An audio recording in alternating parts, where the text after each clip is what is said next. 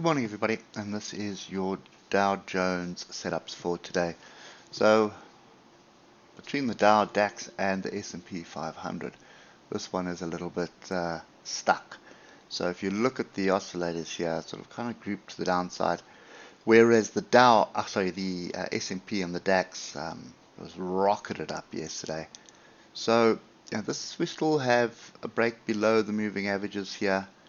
We are flirting with this 800. Sorry, just get it kind of where it is. That's good enough. So 800 is kind of the line in the sand at the moment. We did close above it, we did close below it on the 8 hour. Look at the oscillators here. Oscillators are sort of turning, haven't crossed over yet, but this is a little bit late to the party by the looks of things. Now if we get down to the 3 hour, you can see the attempts to reject this.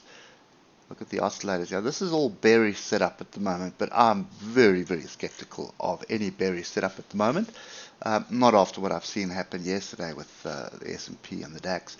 So this is just lagging behind them, and I have a feeling it's probably setting up for a move higher. We do have non-farm payrolls today, so probably sideways until the data is released. But if you look at this on the hour, we still had a fairly strong move up, but because we were in a bearish setup on a multiple time frames, it's just taking a bit longer to get through. So I'm looking for a break of 38,800. I'm looking for structure at that level, and then we're looking for a move to the upside.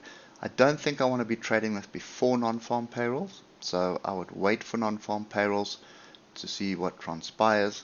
If the data's good, it's going to spike, but it'll probably come back, build a base somewhere, and then that's going to give you at least a one long entry for today.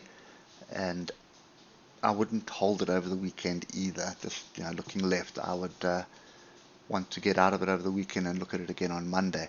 So if we just get down to the 15 minutes, and first just have a look at yesterday's chaos. I don't think you're going to have anything.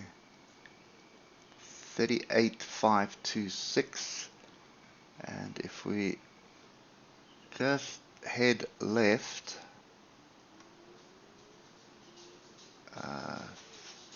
let's just get down to that level, and if you look at this on the hour, there was some, well, there is not some, there's quite a lot here, quite a few pin bars, but look at how strange this is. You've got multiple pin bars. I'm just going to do that. You've got 1, 2, 3 pin bars here, 4, 5, okay, pretty much on 38,480, and then the other one is 38,526. And if you come back to the current time, have a look what happened.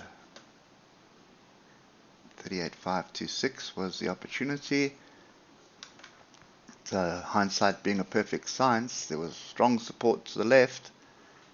100 point stop loss would have done it for a move back to the next bit of structure, which is here, and that's 276 points. So a 2.7 to 1 risk to reward.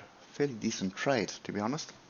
Anyway, hindsight's always a perfect science. What we were seeing yesterday was bearish setup and favoring the shorts to the downside. Did not materialize, so I think that is long gone. This is your level you need to pay attention to. We've broke through it, we've closed below it, closed above it, so that is the only trade that I do see. A break of 38,800, pull back onto it, build a base. I'm looking for a pin bar, inside bar, engulfing bar here, and I'm looking for a move to the upside. What I would definitely do is sort of look for 100 or 200 points. So I first look for the 100. If it's still looking solid, I'd leave it and wait for 200 points, and I'd just get out. If that is anywhere near one of these tails, then I would just take that trade. So the other level you're going to have to break is this top of yesterday. So that is 38,890. So you're going to need to break above that in order for this to go. And this is sort of forming a big cup and handle structure, which would then break all the moving averages as well. On the hour, 50-minute, I think you've already swung. So, no, not yet. We're above the 150, but we haven't come across the other slower moving averages. So, yeah, this is a little bit more complicated than the other two. The other two is pretty clear. Wait for the pullback, buy. This one you need to wait for a break and then buy. Okay. Anyway, that's kind of my view for today. Hope it helps, and we'll catch up with you on Monday morning. Enjoy your weekend.